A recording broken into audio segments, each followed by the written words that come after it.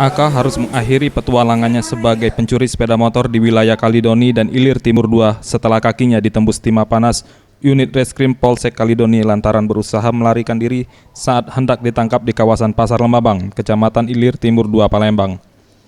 Kapolsek Kalidoni AKP Yulia Faridah didampingi Kanit Reskrim Ibtu Herman mengatakan, tersangka ditangkap setelah membobol berangkas di salah satu sekolah di Kelurahan Seislincah, Kecamatan Kalidoni, Palembang, dan mencuri uang sebesar Rp13.600.000 bersama dua komplotannya.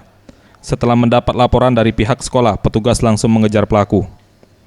Setelah didalami, ternyata AK tidak hanya membobol berangkas, melainkan juga pernah melakukan pencurian kendaraan motor di wilayah hukum Polsek Kalidoni dan Polsek Ilir Timur II dengan laporan polisi sebanyak 5 kali.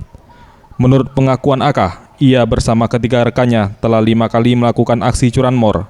Kemudian hasil curiannya tersebut dijual ke daerah Kabupaten Banyuasin. 3 kali di wilayah Kalidoni dan 2 kali di wilayah Lembabang, di seputaran Bombari. Selama ini mungkin ada pengembangan Bu untuk rekan tersangka? Iya, dengan tertangkapnya Akhirudin ini, kita akan melakukan pengembangan dan pengambilan barang buktinya ke wilayah Sumisang. Akibat ulahnya, tersangka dijerat dengan pasal 363 KUHP tentang pencurian dengan ancaman 7 tahun penjara. Tim Liputan Sriwijaya TV.